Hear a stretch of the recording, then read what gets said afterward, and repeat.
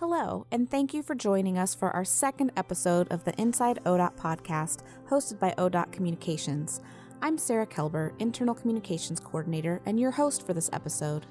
In this episode, you'll hear about Oregon joining other states and signing the Equity in Infrastructure Pledge, a story about staff working together and fast in Klamath Falls after a crash takes out a traffic signal, and a chat with Delivery and Operations Administrator Mac Lynde from the first ever Oregon Safety Symposium.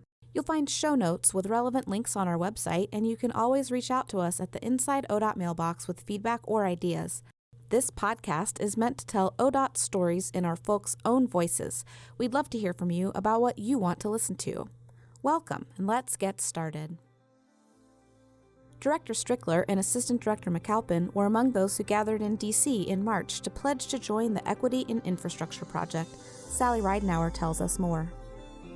Recently, Director Chris Strickler and Assistant Director for Social Equity Erica McAlpin attended a signing ceremony for the Equity in Infrastructure Project, or EIP, in Washington, D.C. At the event, Oregon was one of 13 states to sign a national pledge to expand equity opportunities in the infrastructure sector. Oregon, along with our co-signers, pledged to create opportunities for historically underutilized businesses.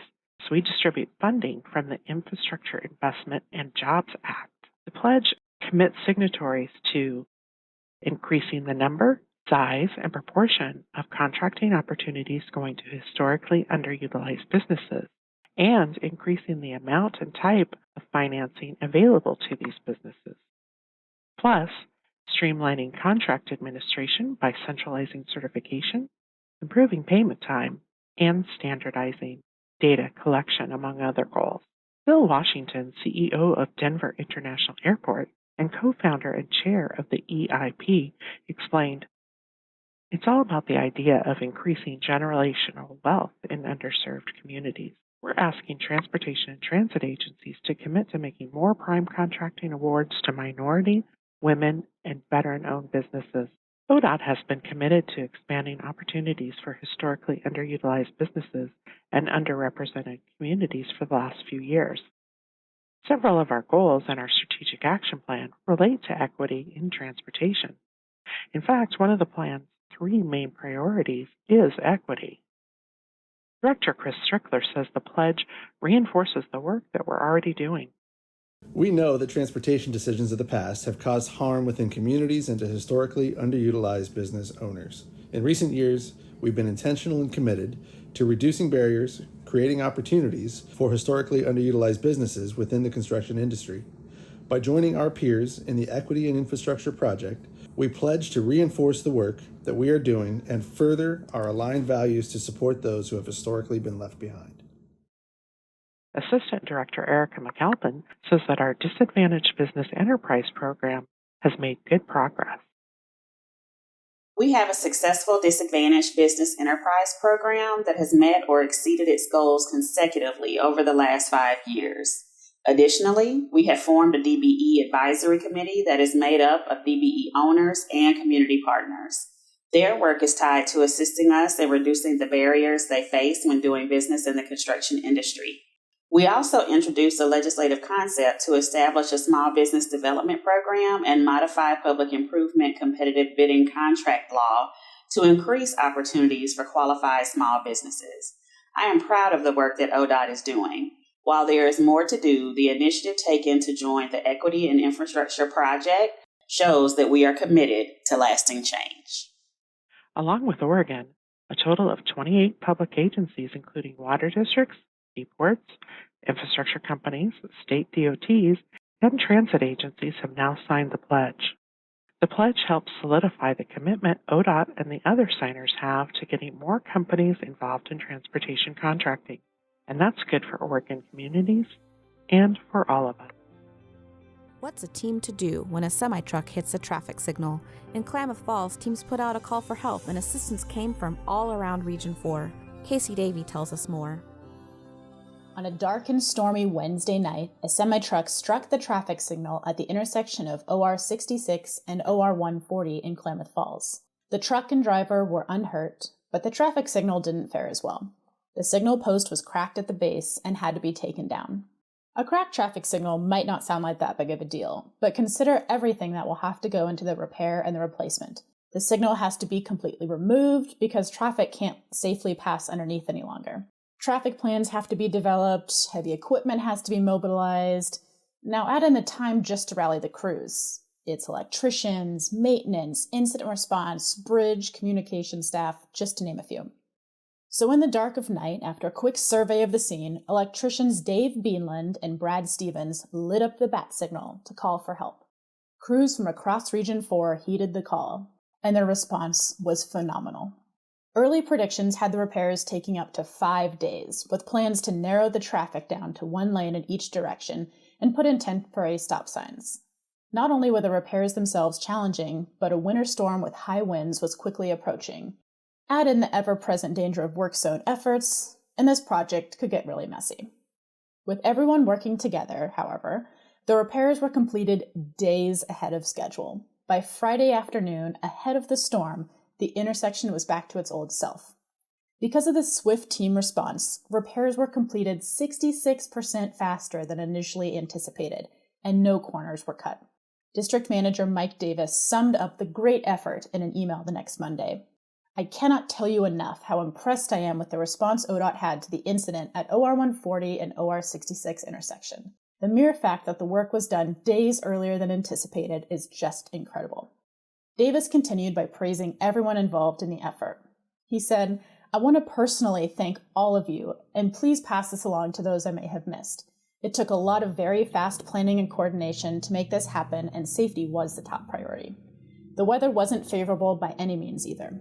Having that damaged pole and signal heads removed was critical to traffic safety with the approaching windstorm. Kudos to all and great work. We're so lucky to have wonderful staff all over the state who work together to safely and efficiently solve problems. They truly are superheroes. Liz McIntire joined Mac Lynde at the Oregon Safety Symposium to hear his take on balancing safety and mobility and the importance of collaboration to make our work zones safer. Last month, issues surrounding work zone safety were the spotlight at the first ever Oregon Safety Symposium. Our colleagues in engineering and technical services, construction, employee safety, and maintenance collaborated with our partners, including Associated General Contractors Oregon, the Asphalt Pavement Association of Oregon, the Oregon Trucking Association, and the American Council of Engineering Companies of Oregon to organize this new event. Following the welcome and kickoff, I spoke with ODOT Delivery and Operations Division Administrator Mac Lynde about the event, his own experience with the near-miss work zone accident, and how that experience has shaped his approach to leadership at ODOT. Hi, my name is Mac Lynde. I work for the Oregon Department of Transportation. I'm our Delivery and Operations Division Administrator. It means I have statewide responsibility over all things when you think of ODOT in the traditional sense of construction, maintenance, engineering, project delivery. Today you spoke about how safety challenges are becoming more challenging over time. How have you observed those challenges, and what are some examples? Yes, I think about the work that we do, whether it's in maintenance, filling a pothole, helping to remove a vehicle on the side of the road because somebody broke down, to what we do with our big construction projects. You know, all the orange cones you see in the summertime, all of those things are inherently dangerous, and we put people out there to do that work because it's important for Oregon, it's important for the economy, it's important for people to have their daily lives. But that has risk, it has safety risks. So as we think about the people driving faster in their vehicles, distracted driving, certainly impaired driving is still a challenge, all of those things impact our workers and the folks we're asking to do this important job.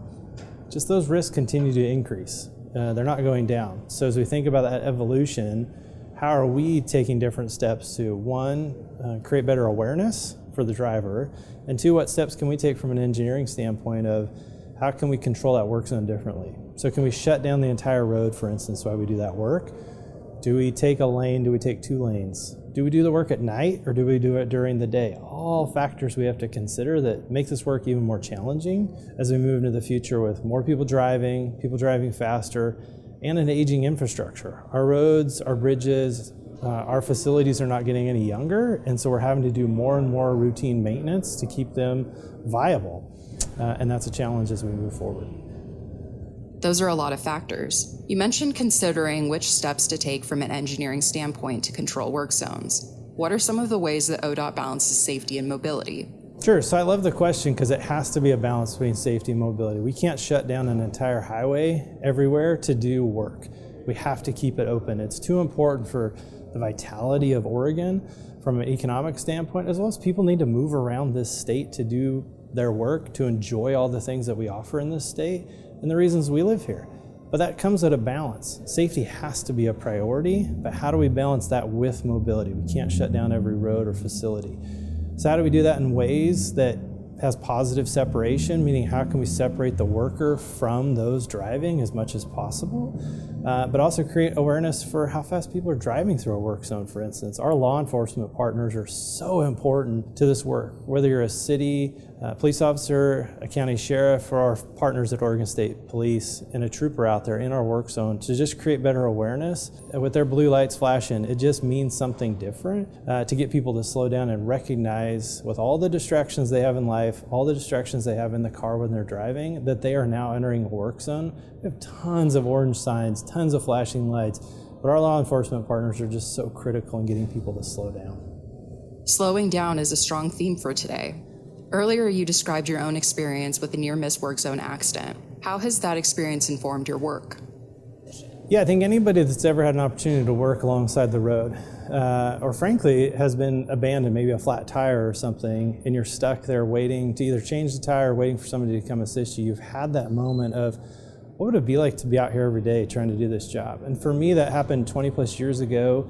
I had a mirror hit my sweatshirt. Thankfully wasn't injured. Thankfully nothing more dramatic happened, but it was a lasting impression for me as I've rose up through the agency over the last 20 years and the role I serve at a leadership level to recognize what we're asking not only our employees to do every day, but also those doing work for us through our contractors. That it's a dangerous job. It's also, I think all of us have a role of being an ambassador to the public to help tell that story, because it is personal, it is a connection. Every one of those people in an orange vest is a person that's out there trying to do their job and make it better. How do you approach conversations about safety as a leader at ODOT? Sure, so I think in every form. So we have our ODOT values. The first one is integrity, the second one is safety. And they're in that order on purpose, because safety is an important part of who we are. It's in the fabric of this agency. And it's frankly in the heart and soul of every employee that works at this agency. Whether you worked here a long time ago and you've retired and moved on, or you're brand new day one, we're always talking about it from the safety perspective. It's such a strong value that sometimes we forget to talk about it because we just embrace the fact that everyone should be thinking about it and how they do their job. So sometimes we have to force the conversation, not because people aren't thinking about it, because we sort of drive with that value-centered approach to our decision making, and sometimes we need to reinforce that or highlight it. And today we're at a conference talking about safety.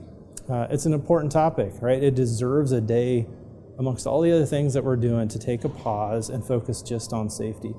The other thing I'm a big firm believer in is all of our tailgate meetings every day, right? Before you start a shift, how is the crew talking about safety and the work that they're going to do that day? And we take a pause every year in the spring to do a day of safety, to do a safety stand down, to focus not on the work, but focus on how can we do that safely and keep it top of mind.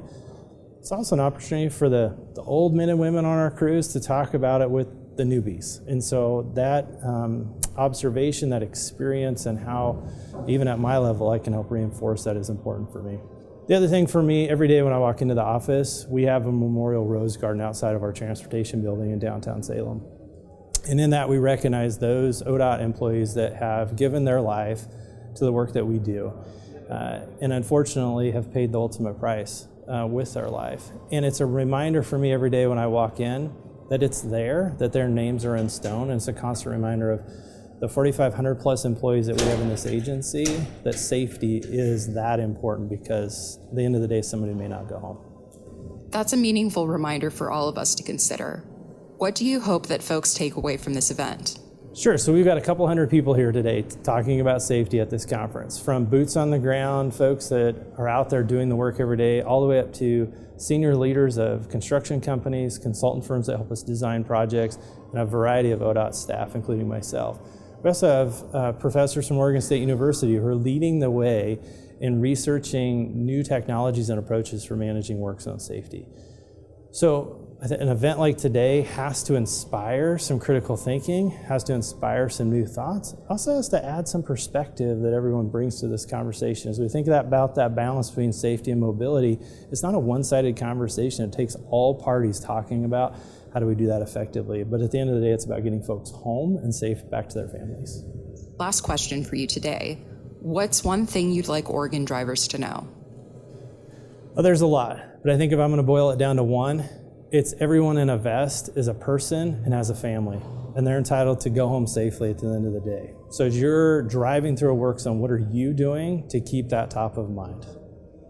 Between sessions, I asked a few attendees what they would like Oregon drivers to know. Angela Cargill, ODOT State Traffic Services Engineer, said, I would like them to know that they need to always be paying attention. We hear a lot about distracted driving these days, and that's a real issue that we have. People are really distracted by their phones or by their kids in the car or by the dog or what's next on the agenda for them. But they really need to be focused on the driving task 100%.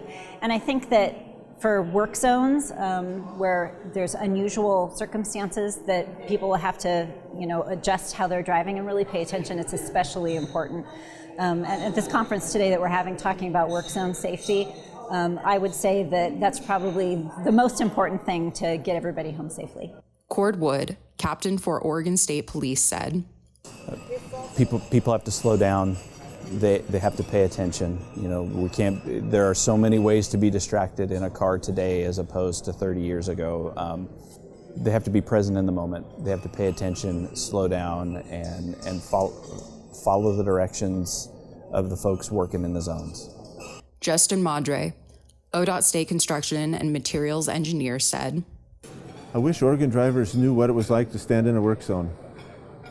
To realize that person might be your cousin, might be your buddy, and you just don't know it because they've got the vest on and you're in your car. Scott McKenna, Senior Transportation Engineer with David Evans and Associates, said, it's okay to slow down. Take 30 seconds to a minute to 2 minutes out of your day to come down off the pedal a little bit, slow down, make it through the other side of the work zone, then go about your business. Just change the culture a little bit. That'd be fantastic to just watch that one change in driver behavior. Mike Kainlinger, ODOT Interim Chief Engineer, said, the thing that comes first to mind is take time. Don't be in a rush. Think about the task at hand. You're driving. You're navigating somewhere between 3,000 and 6,000 pounds down the highway at whatever speed you're going at. It takes a long time for that to slow down, to move, to change, to stop. And those incidences where you might need to do that will come up unexpectedly or even expectedly if you're not paying attention. So don't be distracted, pay attention to what you're doing, and remember to leave yourself enough time so that you're not in a rush to get places. That I think alone will change the outcome for many people on our highway system. Here are some don't miss events coming up at ODOT. Wednesday, April 19th is this year's Go Orange Day. Show your support of our colleagues in work zones and raise awareness of safety by wearing orange. You can send in your photos of yourself or your team to the Inside ODOT mailbox. Registration is now open for the 2023 ACEC ODOT Partnering Conference. It's Tuesday, May 23rd from 8 a.m. to 4 p.m. at the Salem Convention Center. Attendees can check out breakout sessions, hear updates from agency leaders, visit vendor exhibits, and more. Get the latest on the conference website and register in Workday. We'll share the links in the show notes. You have been listening to the Oregon Department of Transportation's Inside ODOT podcast. If you'd like to learn more about these topics or read this month's news stories, you can find links in the podcast description. Until then, I'm Sarah Kelber. Safe travels, everyone.